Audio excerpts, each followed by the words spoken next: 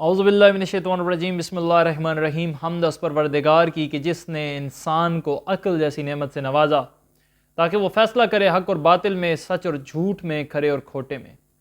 عقل و شعور ہونے کے باوجود بھی جو لوگ باتوں کو نہیں سنتے، غور و فکر نہیں کرتے، حق اور باطل کی تمیز نہیں کرتے، ظالم اور مظلوم کی تمیز نہیں کرتے، قاتل اور مقتول میں فرق نہیں کرتے، تو بے شک وہ حیوان سے بھی بدتر ہے، کیونکہ انسان کو اللہ نے اشرف المخلوقات صرف اس کی عقل اور شعور کی وجہ سے بنایا۔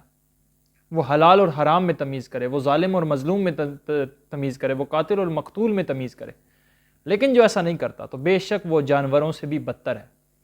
کیا انسان کے دانت اتنے زیادہ مضبوط ہیں کہ اللہ نے اسے اشرف المخلوقات کہہ دیا؟ یا اس کے پنجے شیر سے زیادہ مضبوط ہیں کہ اللہ نے اسے اشرف المخلوقات کہہ دیا؟ یا چیتے سے زیادہ تیز یہ دوڑ لیتا ہے اس لیے اللہ نے اس کو اشرف المخلوقات کہا؟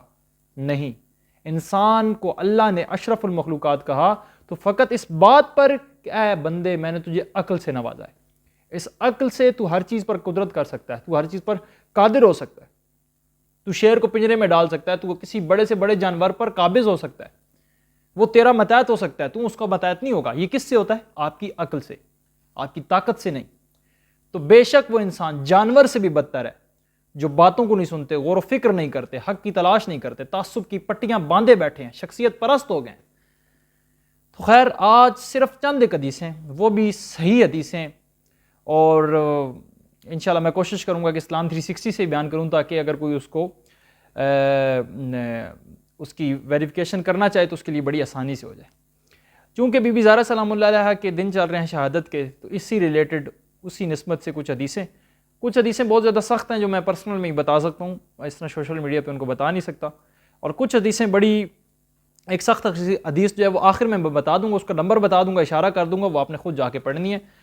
پھر ہمارا کام تو صرف پہنچانا ہے، آگے آپ کے اوپر ڈیپینڈ کرتا ہے کہ اس کو سن کر آپ اپنے اندر تبدیلی پیدا کرتے ہیں یا شخصیت پرستی کرتے ہیں۔ تو سب سے پہلے حدیث کون ہے بی بی زہرا سلام اللہ علیہا؟ کون ہے فاطمہ الزہرا؟ ایک خاتون ہے نمازیں پڑھنے والی، یا یہ وہ خاتون ہے کہ جس نبی کے استقبال میں 1,24,000 پیغمبر کھڑے ہو جاتے ہیں؟ جب حضرت فاطمہ الزہرا آتی ہیں تو رسول اللہ کھڑے ہو جاتے ہیں۔ یہ فاطمہ الزہرا ہیں۔ کون ہے فاطمہ الزہرا؟ کہ جس کے بارے میں رسول اللہ نے کہا کہ فاطمہ بذات منی، فاطمہ میرا ٹکڑا ہے۔ آگے میں انشاءاللہ وہ آپ کو حدیث کا حوالہ دیتا ہوں، جن 3 یا 4 حدیثیں پیش کرنی ہے، اس سے زیادہ آپ کا ٹائم میں نے نہیں لینا۔ کون ہے بی بی زہرا سلام اللہ علیہا؟ امام حسن اور حسین، جن کے بارے میں رسول اللہ نے فرمایا حسن اور حسین جنتی جوانوں کے سردار ہیں، ان کی والدہ جنتی عورتوں کی سردار ہیں، اور ان کے والدین سے بھی بہتر ہیں۔ تو سب سے پہلی حدیث یہ جناب آپ ملاحظہ فرمائیں، مستدرک میں 4730، امام جعفر صادق علیہ السلام اپنے والد امام محمد باقر سے، ٹھیک ہے، سارے اہل بیت ہیں، اور وہ امام زین العابدین سے اور ان کے والد امام حسین کے حوالے سے حضرت علی رضی اللہ عنہ کا یہ بیان نقل کرتے ہیں کہ رسول اللہ صلی اللہ علیہ وسلم نے فرمایا، رسول اللہ صلی اللہ علیہ وآلہ وسلم کیا فرماتے ہیں؟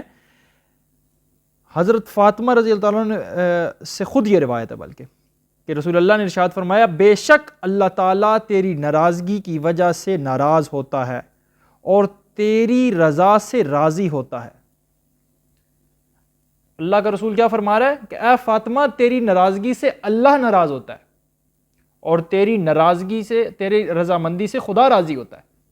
یہ مقام کس کا ہے؟ یہ فاطمہ الزہرا بنت محمد، رسول اللہ کی بیٹی، امام حسن اور حسین کی والدہ، وہ شخصیت، وہ خاتون کہ جب اللہ قرآن میں کہتا ہے کہ اگر یہ عیسیٰ کے متعلق علم آ جانے کے بعد بھی جھگڑا کرتے ہیں تو ان سے کہو لاؤ اپنے بیٹوں کو، لاتے ہیں ہم اپنے بیٹوں کو، لاؤ اپنے نفسوں کو، لاتے ہیں ہم اپنے نفسوں کو، لاؤ اپنی عورتوں کو، لاتے ہیں ہم اپنی عورتوں کو۔ تو کیا مباہلہ کے اندر کتنی عورتیں گئی تھیں؟ صرف ایک پاک سیدہ بی بی زہرا سلام اللہ علیہا۔ قرآن نے یہ نہیں کہا تھا لاؤ اپنی بیٹیوں کو، قرآن نے کہا تھا لاؤ اپنی عورتوں کو۔ اس وقت کتنی عورتوں نے اسلام قبول کر لیا تھا؟ بے شمار عورتیں تھیں، لیکن اللہ تو کہہ رہا ہے عورتیں جمع ہے کہ عورتوں کو لے کر آؤ، لیکن اللہ کا رسول صرف اپنی بیٹی کو لے کے جا رہا ہے۔ کیوں لے کے جا رہا ہے؟ کیونکہ جھوٹوں کے مقابلے میں لعنت انہوں نے کرنی تھی کہ جنہوں نے زندگی میں کبھی جھوٹ نہ بولا۔ جھوٹے پہ کیا لعنت کرے گا؟ جنہوں نے زندگی میں کبھی کسی پہ جھوٹ نہ بولا، جھوٹوں کے مقابلے میں لعنت۔ یہ ایک لمحہ فکری ہے، میدان مباہلہ میں اللہ کہہ رہا ہے لاؤ اپنی عورتوں کو، تو عورتیں کیوں نہیں گئیں؟ صرف ایک خاتون گئی، اسلام قبول کرنے والی خاتون جو ہے، کافی خاتون تھی جنہوں نے اسلام قبول کیا، لیکن حضرت فاطمہ ہی کیوں گئی؟ صرف ایک خاتون کیوں گئی؟ اللہ تو کہہ رہا ہے عورتوں کو لاؤ، یہ تو نہیں کہا بیٹیوں کو لاؤ۔ اچھا، حدیث آپ نے سن لی، کہ حضرت فاطمہ کی ناراضگی کس کی ناراضگی ہے؟ اللہ کی ناراضگی ہے۔ اچھا اگلی حدیث مسلم کے اندر، مسلم کا نمبر ہے 6308، اور رسول اللہ کا ارشاد گرامی میں پڑھنے لگا ہوں، فرمان مبارک میں پڑھنے لگا ہوں، فاطمہ میرے جسم کا ٹکڑا ہے، جو چیز اس کو اذیت دے وہ مجھے اذیت دیتی ہے۔ فاطمہ میرا ٹکڑا ہے، فاطمہ میرا، اکثر لوگ کہتے ہیں میرے جگر کا ٹکڑا ہے، فاطمہ میرا ٹکڑا ہے۔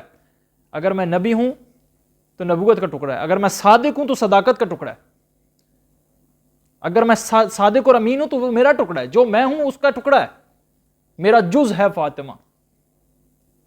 اگر رسول اللہ وہ ہیں جیسے کافر بھی صادق اور امین کہتے ہیں۔ رسول خدا کون ہے؟ کہ جن کی صداقت اور جن کی ایمانداری اس قدر مشہور تھی کہ کافر بھی کہتے تھے کہ آپ بے شک ان کی نبوت کو نہیں مانتے تھے، لیکن ان کو کہتے تھے آپ صادق اور امین ہیں۔ صادق اور امین بیٹی کے بارے میں صادق اور امین نبی کہہ رہا ہے کہ فاطمہ میرا ٹکڑا ہے، اور وہ فاطمہ کسی ایسی چیز کا، رسول اللہ کی بیٹی کی ایک حدیث ہے، قیامت ہے، حضرت فاطمہ کی ایک حدیث ہے کہ حضرت فاطمہ کہتی ہیں کہ اے لوگوں بتاؤ کہ میں تمہارے نبی کی بیٹی، جنتی عورتوں کی سردار، کیا کسی ایسی چیز کا مطالبہ کر سکتی ہوں جو میری نہیں؟ یہ فاطمہ بنت محمد، یہ فاطمہ الزہرا کسی ایسی، آخر میں ایک لمحہ فکریہ دوں گا، فیصلہ آپ نے کرنا ہے سر، کسی ایسی چیز کا مطالبہ کر سکتی ہے کہ جو اس کی نہ ہو؟ اچھا اگلی حدیث جناب، یہ آپ کی بخاری سے، یہ 3767 حدیث ہے کہ رسول اللہ نے فرمایا فاطمہ میرا جسم کا ایک ٹکڑا ہے، جس نے اسے ناراض کیا اس نے مجھے ناراض کیا۔ ٹھیک ہو گیا؟ اب جب اس لیول پہ جا کے رسول اللہ کہہ رہے ہیں کہ فاطمہ کی ناراضگی میری ناراضگی خدا کی ناراضگی، جس نے فاطمہ کو ناراض کیا اس نے خدا کو ناراض کیا، اس بی بی زہرا کو کس نے ناراض کیا؟ لیکن کس سے مرتے دم تک ترک کلام کیا؟ حضرت فاطمہ نے کس سے ترک ملاقات کی؟ حضرت فاطمہ نے کس کے بارے میں وصیت کی کہ یہ میرے جنازے میں شامل نہ ہو؟ مرتے دم تک ترک کلام کیا، مرتے دم تک ناراض گئی ہیں۔ کس سے گئی ہیں؟ میں اس کا نام نہیں لیتا، آپ کو حدیث نمبر دے دیتا ہوں، آپ جا کے پڑھیں۔ یہ آپ کا حدیث نمبر ہے، صحیح بخاری شریف ہے، بخاری شریف حدیث 4241 نمبر حدیث آپ جا کے پڑھیں بخاری کے اندر انٹرنیشنل نمبرنگ کے حساب سے، کہ حضرت فاطمہ کس سے ناراض ہوئی، کس ناراضگی کون ہے؟ حضرت فاطمہ کی ناراضگی کیا ہے؟ خدا کی ناراضگی، اور خدا کی ناراضگی کیا؟ حضرت فاطمہ کی ناراضگی کیا ہے؟ رسول اللہ کی ناراضگی۔ دیکھ لیں آپ معاملہ کہاں تک جاتا ہے، ہم تو اس کے آگے بات، اور اس سے بھی بڑھ کر ایک لمحہ فکریہ، ایک حدیث تھوڑی سخت ہے، میں اس کو پڑھ نہیں سکتا یہاں پہ، وہ آپ پڑھیے گا خود ہی، کہ وہ فاطمہ الزہرا جس کے آنے پر رسول اللہ کھڑے ہو جاتے ہیں، وہ فاطمہ الزہرا کہ جو میدان مباہلہ میں واحد عورت جاتی ہیں جھوٹوں کے مقابلے میں، سچی عورت کی جو جھوٹوں کے مقابلے میں لعنت کرنے کے لیے جا رہی ہیں، وہ فاطمہ الزہرا کہ جب حضرت فاطمہ آتی ہے تو رسول اللہ کھڑے ہو جاتے ہیں، وہ فاطمہ الزہرا کہ جو جنتی خواتین کی سردار ہیں، وہ فاطمہ الزہرا کہ جو حسن اور حسین کی والدہ ہیں، جو کل ایمان کی بیوی ہیں، کہ بیٹی نعمت ہوتی ہے، رحمت ہوتی ہے، تو رحمت للعالمین کے گھر میں رحمت ہوئی۔ تو بہرحال ایک حدیث جو تھوڑی سخت ہے وہ میں آپ کے سامنے پیش کر دیتا ہوں، وہ آپ خود مطالعہ کریں، جو انجینئر محمد علی مرزا بھائی کے زبان میں، کہ وہ ہمارے گلوں میں اٹکی ہوئی ہے، کہ جس کی بعض لوگ ان سے کوئی بات بنتی نہیں ہے، وہ انکار کر دیتے ہیں، اور وہ کہتے ہیں کہ اگر ہمیں تسلیم کرنی پڑ جائے یہ حدیث تو معاملہ بڑا خطرناک ہوگا۔ اور وہ حدیث کیا ہے؟ کس نے حضرت فاطمہ کو دھمکی دی؟ یہ صحیح السند حدیث، مصنف ابن ابی شیبہ کی حدیث، کہ جس کا حدیث نمبر ہے 38199 انٹرنیشنل نمبر کے حساب سے، اسلام 1 ایپ کے اندر یہ آپ کو انشاءاللہ یہ کتاب مل جائے گی، مصنف ابن ابی شیبہ صحیح السند حدیث، کہ کس نے حضرت فاطمہ الزہرا کو دھمکی دی، کس وجہ سے دھمکی دی؟ کہ حضرت فاطمہ کے گھر میں خلافت کے معاملات ڈسکس ہوتے تھے۔ جو یہ لوگ کہتے ہیں کہ کوئی معاملات نہیں تھے، کوئی ان کے آپس میں مسئلے نہیں تھے، تو مجھے بتائیں پھر بی بی زہرا کو اس بات پہ دھمکی کیوں دی گئی کہ آپ کے گھر میں خلافت کے مسئلے ڈسکس ہو رہے ہیں، خلافت کا موضوع ڈسکس ہو رہا ہے، خلیفہ تو چن لیا گیا تھا؟ تو یہ میرے بھائیوں آپ کے لیے لمحہ فکریہ ہے کہ خلافت کا اگر مسئلہ حل ہو گیا تھا تو پھر حضرت فاطمہ کے گھر میں مسئلہ کیوں خلافت کا ڈسکس ہو رہا ہے؟ مصنف ابن ابی شیبہ کے اندر لکھا ہوا ہے، اور پھر حضرت فاطمہ کو دھمکی دی جاتی ہے، کس کانٹیکس میں دھمکی دی جاتی ہے؟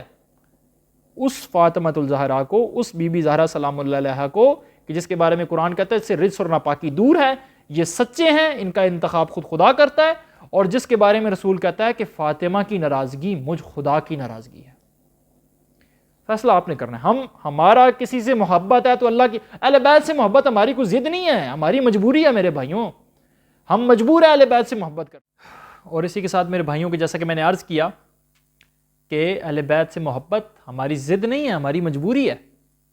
کہ رسول اللہ کی وہ حدیث نہیں یاد کہ جس میں اللہ کا رسول فرماتا ہے کہ اگر کوئی بندہ نوح کی عمر کے برابر اللہ کی عبادت کرے، اتنے روزے رکھ کے سوکھ کے لکڑی ہو جائے، احد پہاڑ جتنا سونا خدا کی راہ میں خرچ کرے، خانہ کعبہ کے غلاف کو پکڑ کے رو کے گڑ گڑا کے معافیاں مانگتا ہوا مر جائے، مگر میرے اہل بیت کے لیے اس کے دل میں بغض ہے، رائی کے برابر بھی بغض ہے، بعض روایات میں تھوڑا سا بھی بغض ہے، تو وہ جنت تو کیا جنت کی خوشبو بھی نہیں سونگھ سکتا، یا اوندھے منہ جہنم میں دے مارا جائے گا.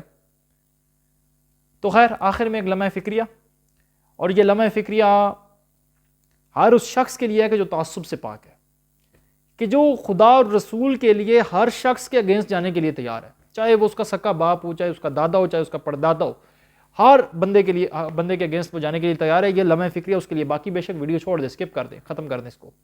اور وہ لمحہ فکریہ کیا ہے؟ جو بخاری کی حدیث ہے، بس اسی کی وضاحت کروں گا کہ کیا رسول اللہ نے اپنی بیٹی حضرت فاطمہ کو نہیں بتایا تھا کہ نبیوں کو کوئی وارث نہیں ہوتا؟ کیا شریعت کے اس مسئلے سے ناواقف تھی جنتی عورتوں کی سردار، جنتی خواتین کی سردار؟ کیا اس مسئلے سے ناواقف تھی کہ جس کے لیے رسول اللہ کھڑے ہو جایا کرتے تھے، کہ جس کے بارے میں رسول اللہ نے کہا کہ یہ میرا ٹکڑا ہے، کہ جس کے بارے میں اللہ جس کی صداقت اور پاکیزگی کی گواہی قرآن کے اندر دے رہا ہے؟ اس حدیث کو اسے علم نہیں تھا؟ چلو مان لیتے ہیں، 4 منٹ کے لیے مان لیتے ہیں، جو کہ میں کبھی تسلیم نہیں کروں گا کہ حضرت فاطمہ کو اس حدیث کا علم نہیں تھا، کہ اگر یہ رسول اللہ کی حدیث تھی تو یہ رسول اللہ کا کلام نہیں تھا. جب مجھے بتائیں کہ ایک کام آپ کرتے ہیں، اب یہ بڑی باریک نکتہ ہے آپ کے لیے، بڑا لمحہ فکری ہے، اس سے شاید آپ کی زندگی تبدیل ہو سکتی ہے. یہ میں نے علی بھائی سے بھی یہ سوال کیا تھا، لیکن انہوں نے اس کا مجھے جواب نہیں دیا، اور اس کا جواب کوئی ہے بھی نہیں سوائے اس کے کہ آپ حق اور باطل میں فرق کریں، سچ اور جھوٹ میں فرق کریں. کہ چلو 4 منٹ کے لیے مان لیتے ہیں کہ حضرت انہوں نے جو سامنے بیٹھا تھا شخص ممبر پہ، اس نے حضرت فاطمہ کو یہ حدیث سنا دی تھی کہ نبیوں کو کوئی وارث نہیں ہوتا، انبیاء اپنی وراثت نہیں چھوڑتے، آپ جو مطالبہ کر رہی ہیں وہ تو خلاف حدیث ہے. تو مجھے آپ دل پہ ہاتھ رکھ کے بتائیے گا کہ اگر ایک آپ عمل کر رہے ہوں اور آپ کا کوئی بھائی آپ کو حدیث سنا دے اور آپ کا عمل اس حدیث کے مخالف ہو، تو آپ کیا کریں گے؟ جب حدیث آپ تک پہنچ جائے گی تو آپ اپنے عمل کو درست کر لیں گے اور اس بھائی کا شکریہ بھی ادا کریں گے کہ اے میرے بھائی تو نے میری اصلاح کی. جب حضرت فاطمہ کو یہ حدیث سنائے گی تو حضرت فاطمہ کا کیا ریئیکشن ہونا چاہیے تھا؟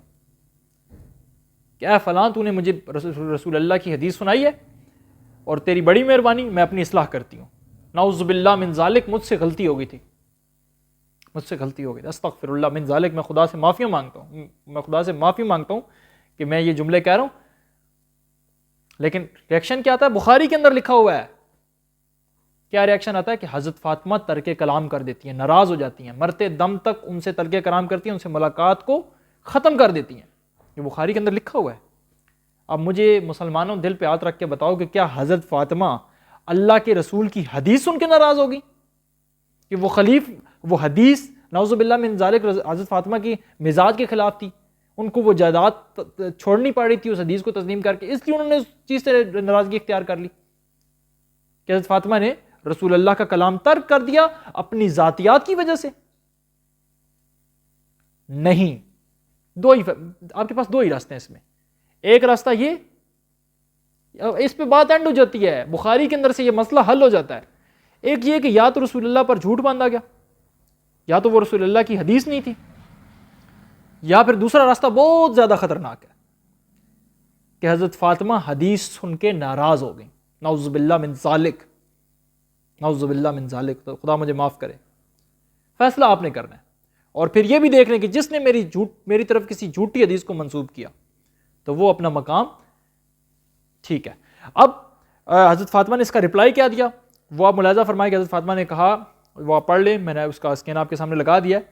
جب اس نے کہا کہ انبیاء کا کوئی وارث نہیں ہوتا تو حضرت فاطمہ نے قرآن سے اس کو جواب دیا کہ اے ابو قحافہ کے بیٹے، کہ اس کا لب لباب جو ہے کہ تم کیا میرے والد محمد سے یا مولا علی علیہ السلام سے زیادہ قرآن کے خاص وام کو جانتا ہے، یا خدا نے کسی خاص آیت کو تجھ پر میرے والد سے چھپا کر نازل کیا؟ تو کس بنیاد پر مجھے نبی کا وارث نہیں ٹھہراتا کہ فلاں نبی کے وارث بنے؟ میں نے اس کا سکین وغیرہ آپ کو لگا دیا. بہرحال اسی حدیث پر زیادہ لمبی بحث میں آپ نہ کریں، اس زیادہ لمبی بحث میں جانے کی آپ کو ضرورت نہیں ہے. اسی حدیث پر آپ فیصلہ کر سکتے ہیں۔ خدا آپ کو عزت دے، سلامتی دے، اور اس دن سے بجائے کہ جس دن انسان ذاتیات میں پڑے اور اپنی جو ہے آباء و اجداد کے مذہب کا دفاع کرے، اللہ یہ کہ اللہ تعالیٰ ہمیں یہ توفیق دے کہ ہم خدا اور اس کے رسول کے جو ہے بتائے ہوئے احکامات ہیں، جو بتائی ہوئی شخصیات ہیں، ان سے محبت اور مودت کریں، اور کسی سے محبت کریں تو خدا کے لیے، اور کسی سے بغض رکھیں تو خداوند متعال کے لیے۔